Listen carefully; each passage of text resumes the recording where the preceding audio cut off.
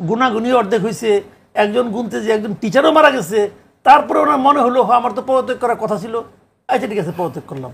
তো এইগুলি না মানুষের কাছে মানে নিজেদেরকে হাস্যকর করে তোলা ছাড়া কিছু না। পয়েন্ট এখানে কালির পয়েন্ট, ব্যালটের মধ্যে কোনো নাম্বার নাই এই পয়েন্ট, ব্যালটের সংখ্যা বেশি, এটা তো আপনি শুরুর দিনই দেখছেন, নির্বাচনের শুরুর আগেই দেখছেন না।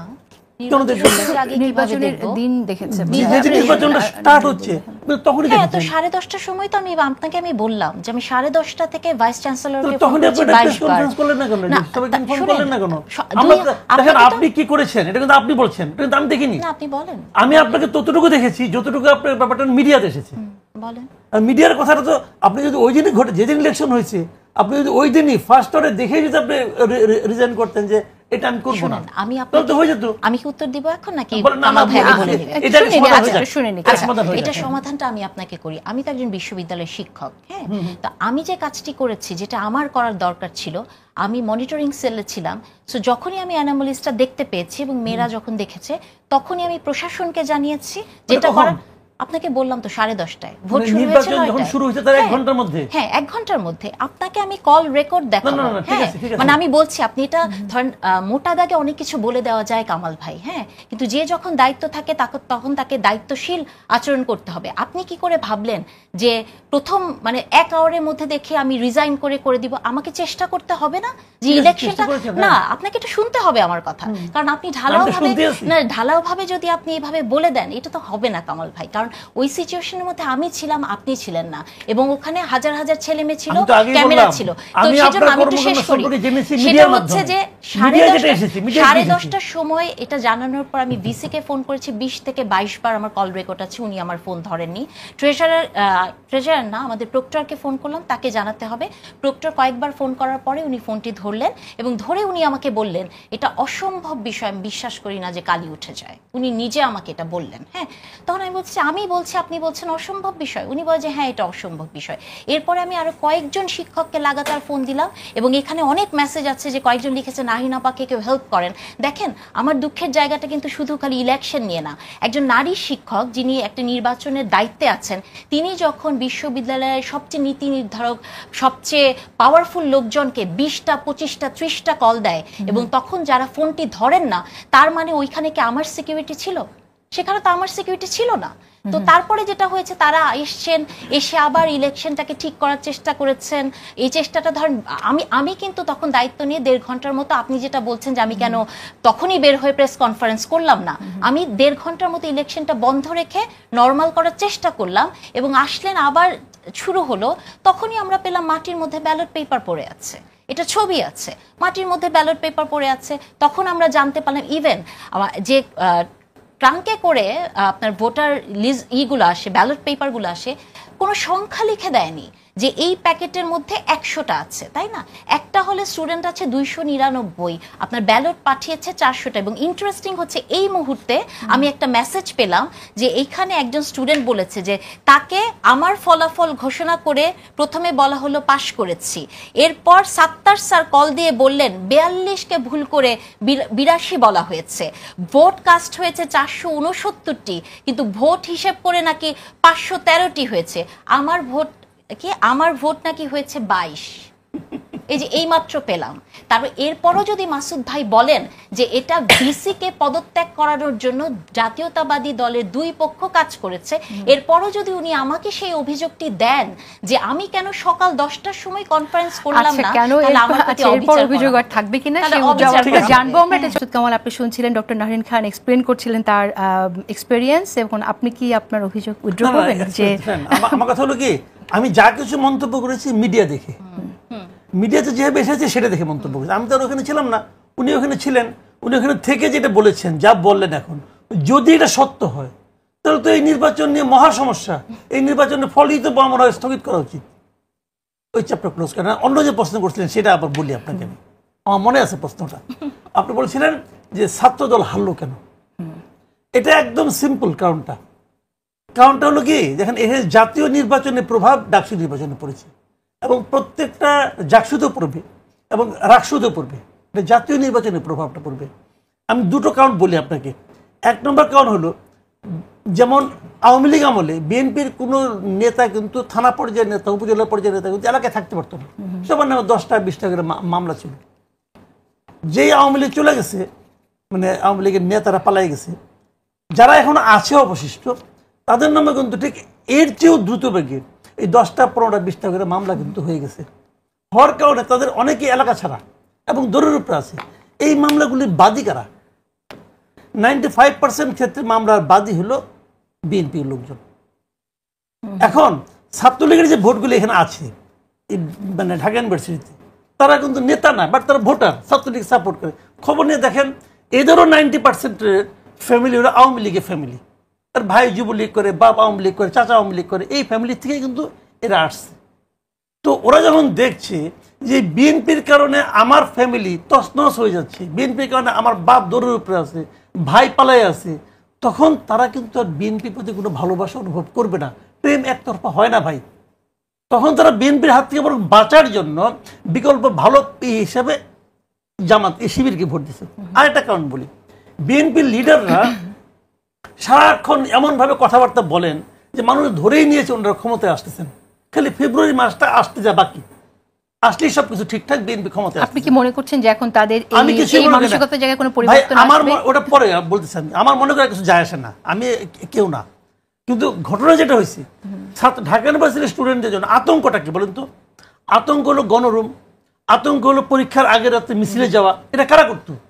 ছাত্রলীগ নাম নেওয়ার কোনো লাভ নেই। ছাত্রলীগ কিন্তু ফ্যাক্টর না, ফ্যাক্টর হলো সরকারি দল। ছাত্রলীগ যদি সরকারি দল না হইতো এই পাওয়ার দেখাতে পারতো না। আবার এর আগে যখন ছিল বিএনপি, যখন ক্ষমতা ছিল, তখনও বিএনপি ছাত্র দল এই কাজ করতো। মানে সরকারি দল হলো এখানে ইম্পর্টেন্ট। তো যখন বিএনপি লিডাররা বলে আমরা ক্ষমতায় এসেই গেছি, তখন সাধারণ ছাত্ররা কোয়েশন করে দেখছে যে যাদের আমি এখন ভোট দেবো আগামী ফেব্রুয়ারির পর যারা সবাই সরকারি দল হয়ে যাবো, তখন আমাদের কি হবে? আবার সেই গণরুম, আবার সেই মিছিল। এই ভীতির কারণেও কিছু ভোটে দিয়ে গেছে। 3 নম্বর কারণ হলো, যেটা বলে শেষ করি, প্রার্থী যে আছে সেই প্রার্থীর ব্যক্তিগত যে অবয়ব, ব্যক্তিগত যে চালচলন, তার যে সামাজিক অবস্থান। হ্যাঁ, বলবেন যে বিএনপি তো গত 17 বছর 16 বছর প্রার্থী যাইতে পারে নাই, আপনার শিবির তো ওদের আঁচলের নিচে ছিল, সবই সত্য। কিন্তু যারা ভোট দিবে তারা এই আঁচলের নিচে থাকাটা ব্যক্তিটার চারিত্রিক বৈশিষ্ট্য তো 17 বছর ধরে দেখছে, তার মধ্যে নিশ্চয়ই কিছু ভালো পেয়েছে। এবং আমি মনে করি তুলনামূলকভাবে শিবিরের প্যানেলের লোকগুলিও বেশ ভদ্র। আপনি বলছেন যে ছাত্র দলের প্যানেলের যারা প্রার্থী তাদের আচরণ তুলনামূলকভাবে খারাপ? এদের তুলনায় খারাপ বলছি না, ওদেরটা বেটার বলছি। আচ্ছা, হয়তো ওদেরটা স্বাভাবিক, ওদেরটা অস্বাভাবিক ভালো হতে পারে। কিছু মেধাবী ছেলেও এখানে আছে, এটাও ঠিক। শুনছি সেটা খুবই মেধাবী যে ইলেক্টেড হয়েছে। এগুলো তো মানুষের মধ্যে প্রভাব ফেলে। কিন্তু আমরা ছোটবেলা কি করতাম, আমার বাবা বলতে তোর বন্ধু বান্ধবকে ওই যে ফার্স্ট হয় সেকেন্ড হয় তোর ফ্রেন্ড হয় না, তুই বাউন্ডারির সঙ্গে কেন ঘুরস, এগুলি কিন্তু বলতো ভাই, এখনো বলে। এটা কিন্তু একটা ইমেজ মানুষের মধ্যে ধারণা কাজ করে। কিন্তু আসবো আপনার কাছে আবারও, আমি ট্যাগিং নিয়ে একটি প্রশ্ন ছিল সে বিষয়ে আসবো, কিন্তু ডক্টর নাহরিন খান আপনার কাছে শুনতে চাই যে এই যে পরাজয়ের কারণ বিশ্লেষণ আমরা শুনছি, গত 2 দিন হলোই আমরা শুনছি, এই জায়গা থেকে মাসুদ কামাল যেটা বললেন যে জাতীয় রাজনীতির যে প্রভাব, বিএনপির যে নেগেটিভ জায়গাগুলো আছে, বিএনপির কতিপয় কর্মী যারা চাঁদাবাজির সাথে যুক্ত হয়ে গেছে, যে অভিযোগগুলো আসছে সেটার একটা প্রভাব এখানে আছে।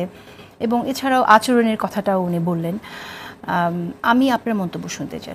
আপনি আসলে কি মনে করেন যে বিএনপির এই ডাকসুর কথা, আপনি ডাকসু নিয়ে বলছেন স্থগিত করা উচিত ছিল, যদি ডাকসু নিয়ে আপনার মন্তব্য শুনতে চাই আপনি কি? না, আসলে আমার কাছে মনে হয় যে আজকে মাসুদ কামাল ভাই মানে গতকাল থেকেই কথাগুলো খুব হালকাভাবে বলছেন। হ্যাঁ, ওনাকে আমি সবসময় খুব পছন্দ করি যে খুব গভীরে যে কথা বলেন, কিন্তু 2 দিন ধরে উনিও মনে হয় ইলেকশনের জন্য অপেক্ষা করতে করতে ক্লান্ত হয়ে গেছেন, শরীর বেশি ভালো না, এজন্য হয়তো খুব শ্যালোভাবে কথাগুলো বলছেন।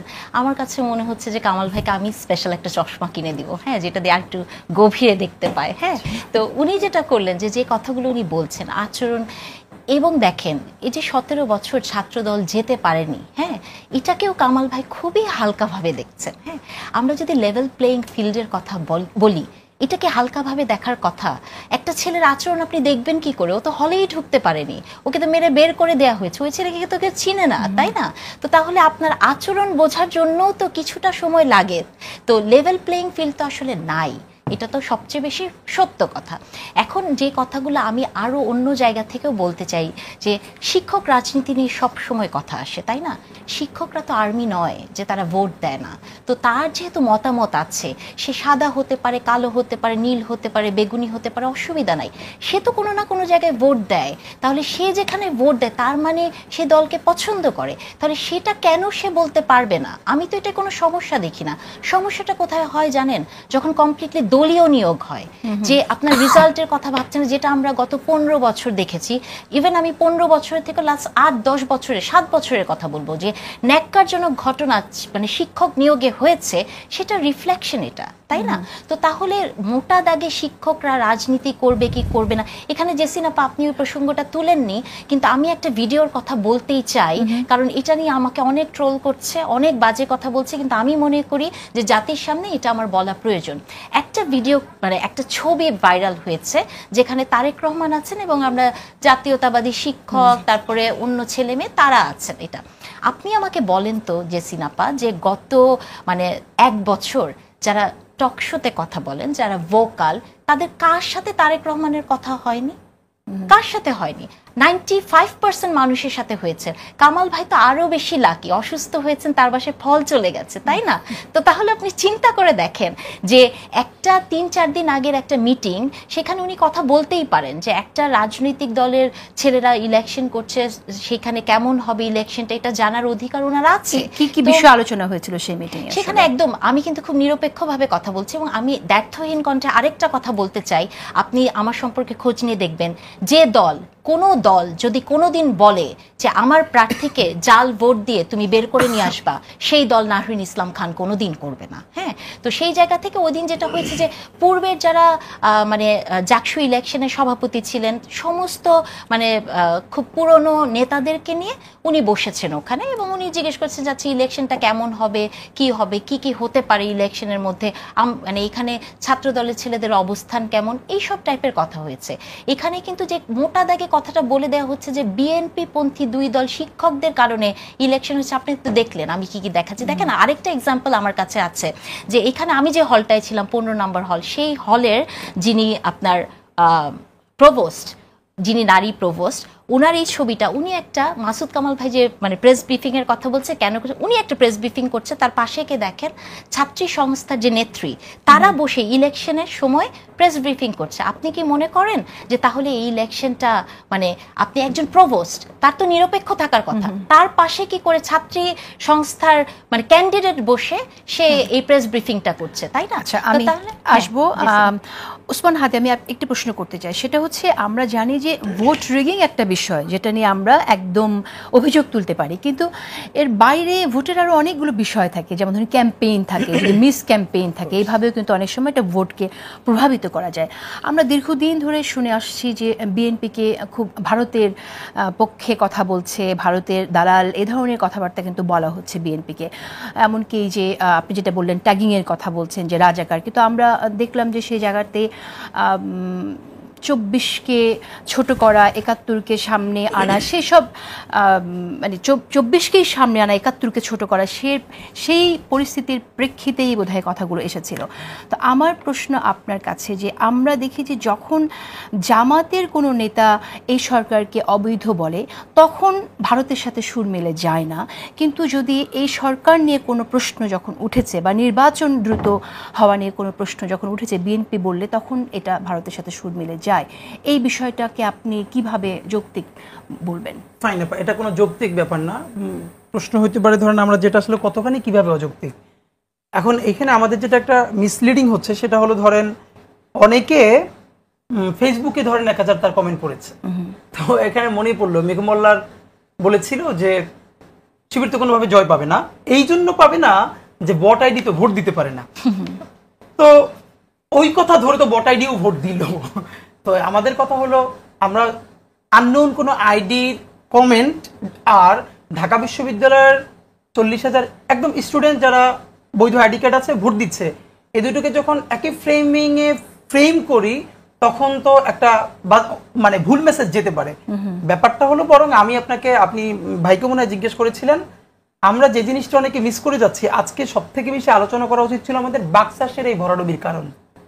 এইরকম ঐতিহাসিক একটা গণ অভ্যুত্থান যাদের সামনের হিরোজ যারা, তারা তো এই যে বাকশাসের, ওরা তো অফকোর্স ডেডিকেটেড ফোর্স, মানে পরিচিত ফোর্স, রাইট?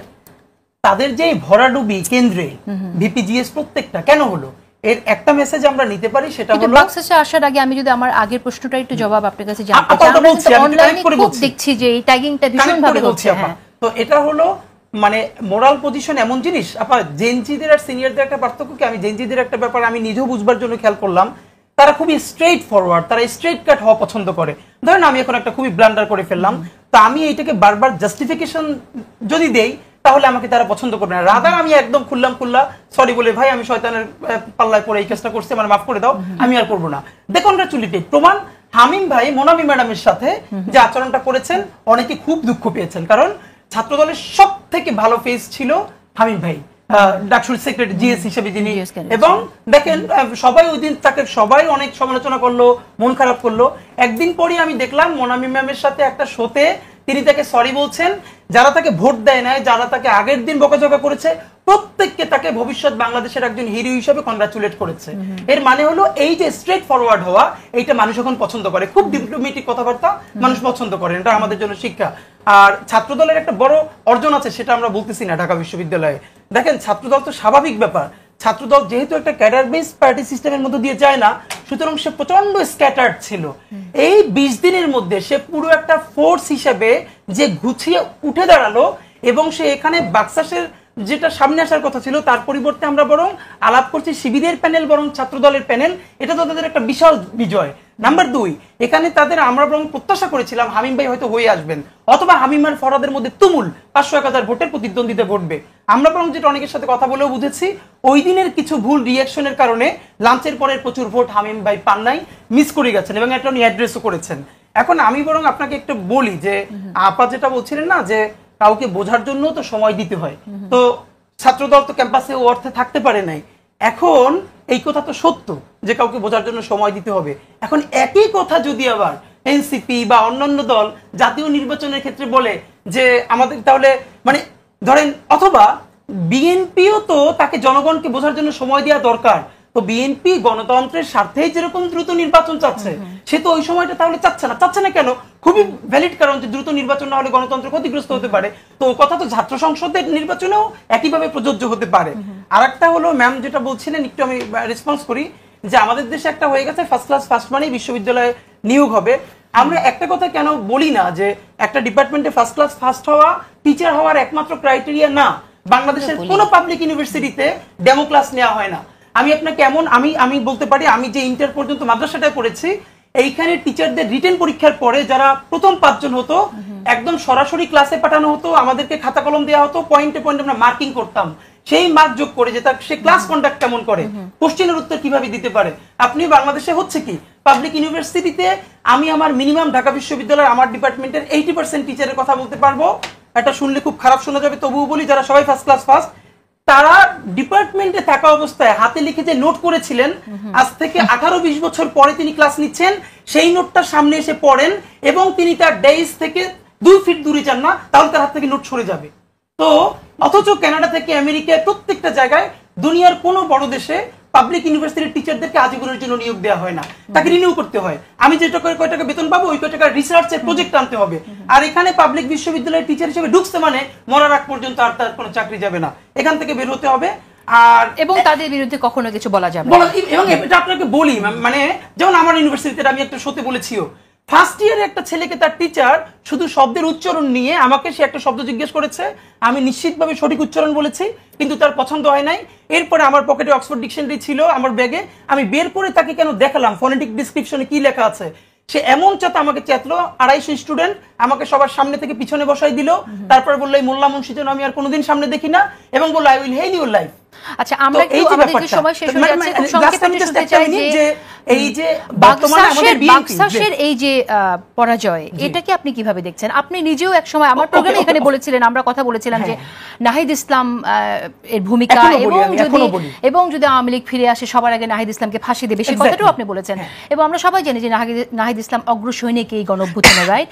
সেই নাহিদ ইসলামের দল যে সংগঠনকে সাপোর্ট করছে, এবং কাদের বা বাকি যারা এখানে ইউনিভার্সিটি বেস পলিটিক্স করে এসছে, এই গণঅভ্যুত্থানে থেকেছে, তাদের দলের এই পরাজয় এইটার একটা মাত্র মেসেজ, এটা আমার জন্য সবার জন্য, আমরা যেটা ওদের বিরুদ্ধে তো, ওদের সংগঠনের বিরুদ্ধে তো এরকম এটা যেটা বুঝতে পেরেছি, এখনকার যারা বিশেষ করে তরুণ প্রজন্ম, তারা না আপনি কতখানি 71 রান করেন, কতখানি 24, এগুলোর লেস ফোকাসড। তার মানে 24ও এখন তাদের কাছে আমি তো হাজারবার বলেছি, আপনি যদি 71 এর মতো 24 কে কচলাতে কচলাতে তিতে বানিয়ে ফেলেন, মানুষের 24 কে ছুড়ে ফেলবে।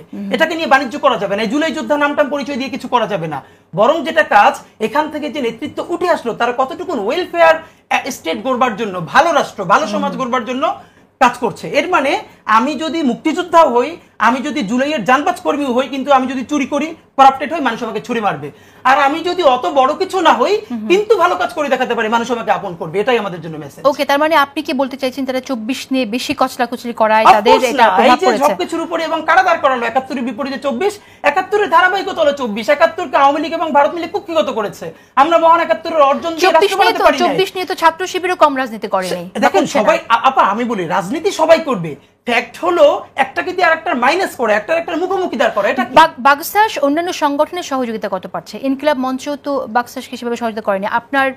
আপনার প্রতিষ্ঠানের সদস্য তো গিয়ে ছাত্র শিবিরের প্যানেল থেকে নির্বাচন করেছে। এটা আবার ক্লিয়ার করি, আপনারা জানেন হয়তো, এরপর বলি।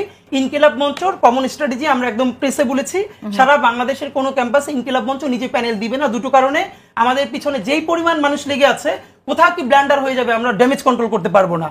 সুতরাং আমরা বলেছি আমাদের যে কোনো কর্মী তার স্বতন্ত্র অথবা যে কোনো পছন্দের প্যানেলে করতে পারবে। দেখেন আমাদের জুমার কথা বলা হচ্ছে, আরেকজনের কথা বলা হচ্ছে না। ঢাকা বিশ্ববিদ্যালয়ের 3 জন ইনকিলাবের কর্মী নির্বাচন করেছে, একজন গেছে শিবির সমর্থিত ঐক্যবদ্ধ শিক্ষার্থী জোটে জুমা, কিন্তু আরো 2 জন কিন্তু স্বতন্ত্র করেছে, এবং তার মধ্যে একজন উইন করেছে। সে কথা কিন্তু স্বতন্ত্র করেছে একজন। আচ্ছা, অশেষ ধন্যবাদ শেয়ার করার জন্য, এটা মনে করিয়ে দেওয়ার জন্য। এটা আমাদের সময় একেবারে শেষ, কিন্তু আমি একদমই শেষে জানতে চাইছি মাসুদ কামাল আপনার মন্তব্য। আপনি জানেন যে খুবই শীঘ্রই জুলাই সনদ বাস্তবায়ন সহ 4 দফা দাবিতে কর্মসূচি যাচ্ছে কয়েকটি দল, তার মধ্যে জামাত ইসলামী আছে, জাতীয় নাগরিক পার্টিটা আমি শিওর না, আমি যতদূর জানি তারা এটা নিয়ে কথা বলছে, সহ 8টি দল, ইসলামিক দলগুলো আছে। এবং সেখানে যে দাবিগুলো আছে সেগুলো হচ্ছে, একটা হচ্ছে সংখ্যানুপাতিক পদ্ধতিতে জাতীয় সংসদ নির্বাচনের জন্য লেভেল প্লেইং ফিল্ড, জাতীয় পার্টি এবং 14 দলের কার্যক্রম নিষিদ্ধ করা। আপনি তো বলেছেন যে আওয়ামী লীগের কার্যক্রম নিষিদ্ধ করাটাই ঠিক হয়নি, এভাবে এখন জাতীয় পার্টি নিষিদ্ধের দাবি আসছে, কিভাবে দেখছেন আপনি মাসুদ কামাল? আমি আপনি 3টা পয়েন্ট বললেন, সংখ্যানুপাতিক যে পদ্ধতির কথা বলছে, আমি নিজে ব্যক্তিগতভাবে সংখ্যানুপাতিকের পক্ষে, আমি নিজে। কিন্তু আমি মনে করি এই সময়ের সংখ্যানুপাতিক যে দাবিটা নির্বাচনকে পিছিয়ে দেবে। কাজে আমি মনে করি এই নির্বাচনটা আমাদের আগের নিয়মে হওয়া উচিত।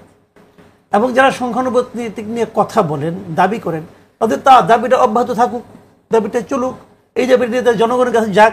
এখনো মানুষ সংখ্যানুপাতিক বুঝে না, জনগণের কাছে যখন যাবে পুরো ইলেকশনের মধ্যে, তারা তাদের এটা পলিটিক্যাল হিসেবে, স্ট্র্যাটেজি হিসেবে তাদের পাবলিক ইনফর্ম করুক, এবং করলে আগামীতে হয়তো দাবিটা আরো তীব্র হবে, এটাই মনে করি। বাট আমি পার্সোনালি সংখ্যানুপাতিকের পক্ষে।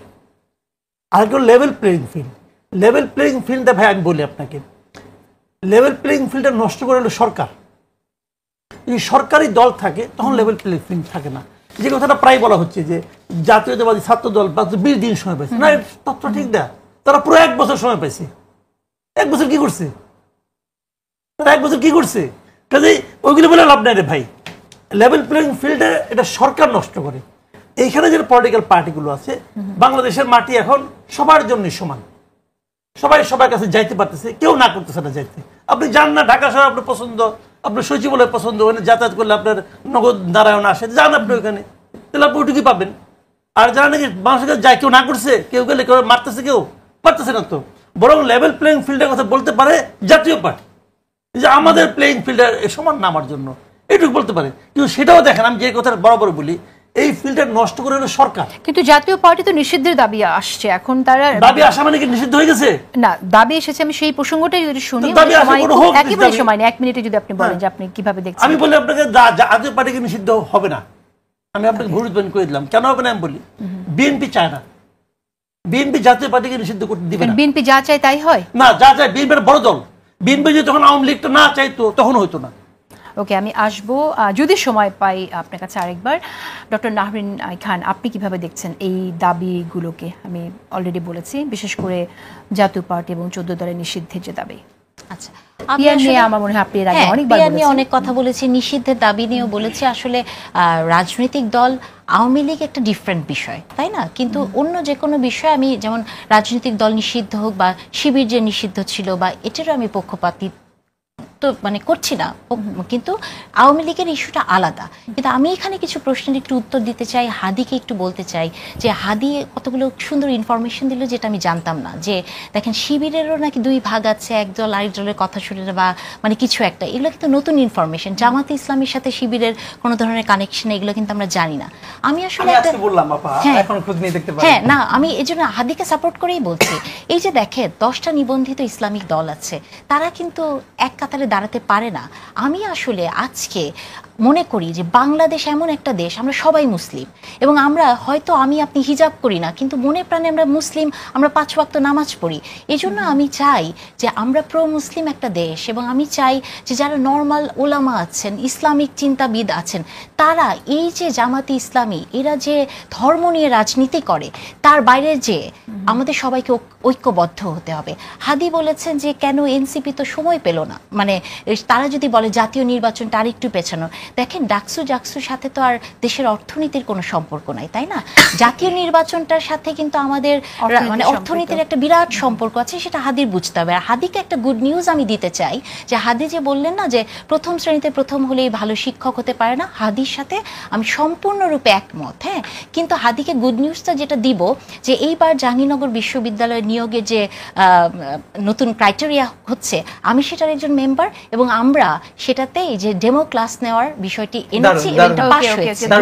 ধন্যবাদ, এটা হ্যাঁ ভালো খবর একটা। ওসমান হাদি, আমরা প্রোগ্রাম শেষ করে দেব। এই দাবি আপনি কি বলবেন? জাতীয় পার্টি নিষিদ্ধ এবং 14 দল নিষিদ্ধের কথা মাসুদ কামাল বলছেন এটা নিষিদ্ধ আসলে হবে না, আপনি মানে প্র্যাকটিক্যাল জায়গা থেকে আমিও বুঝি সরকারের এটা নিষিদ্ধ করার জন্য, মানে জাতীয় পার্টি নিষিদ্ধ হতে যেই গ্রাউন্ড দরকার, গ্রাউন্ড ইজ ভেরি ওকে, যে কারণে আওয়ামী লীগকে তারা শুধু এম্পাওয়ার করে না, মনস্টার হতে সাহায্য করেছে। তো এটা তো হতেই পারে, পরে আসলো কেন? মানে প্রশ্নটা হচ্ছে যে যখন আওয়ামী লীগ নিষিদ্ধের দাবিতে আসলো, সেই সময়টাতে কেন আরো, মানে এখন ব্যাপার হলো যে এক একটা মোমেন্টাম তো তৈরি হয়। যেমন যখন মানুষ বুঝতে পারলো যে এখন জাতীয় পার্টির ঘাড়ে চড়ে আওয়ামী লীগকে ফিরতে চাচ্ছে, তখন হয়তো এই ব্যাপারটা সামনে আসছে। কিন্তু আমার ধারণা এই সরকার ওইটা করবার মতো ক্যাপাসিটি নাই, সে ওই পর্যন্ত যাবে না। এটা হলো এই সরকারের ব্যাপার। হ্যাঁ, যদি জাতীয় ঐক্যমত্য হতো, বিএনপি জামাত সবাই মিলে চাইতো, তাহলে এটা 1-2 এর ব্যাপার। কিন্তু আমাদের যেটা আফসোস, নির্বাচন যত সামনের দিকে আসছে, জাতীয় মৌলিক ইস্যুগুলোতে আমরা বিএনপি জামাতের মতো প্রধান দলগুলোকে আমরা মনে হয় একসাথে আর চা খেতে দেখছি না। এটা হওয়া দরকার। ইভেন আমি মনে করি নির্বাচন যেখানে যা হোক, বিএনপি জামাত ইসলামের মতো বড় দুটো ফোর্সের মধ্যে যত বেশি বিভাজন হবে, এই বিভাজনের সুবিধাটা পুরো আওয়ামী লীগ এবং ভারতীয় আধিপত্যবাদ। এই বিভাজন কমানোর কোনো সুযোগ এখনো আছে বলে আপনি মনে করেন? আছে, কেন নাই? আমরা তো মনে করি নিচে যা হোক, বিএনপির হাইকমান্ড, জামাত ইসলাম, এনসিপির হাইকমান্ডের অন্তত প্রতি 2-3 দিন পর পর একসাথে চা খাওয়া উচিত, অন্তত ফোনে কথা বলা উচিত। এইটা যদি তার হেরে যায়, খেয়াল করেন, আবারও বলি, বিএনপির হাজারো সমালোচনা করে বলি, বিএনপি যদি ডুবে তাহলে সে একা ডুববে না, পুরো বাংলাদেশ নিয়ে ডুববে। কারণ ওই বিএনপি কে রক্ষা করারও দায়িত্ব আমাদের, বেগম জিয়া এবং শহীদ জিয়ার। কারণ সে ভারতীয় আধিপত্যবাদের বিরুদ্ধে লড়াইয়ের সব থেকে বড় একটা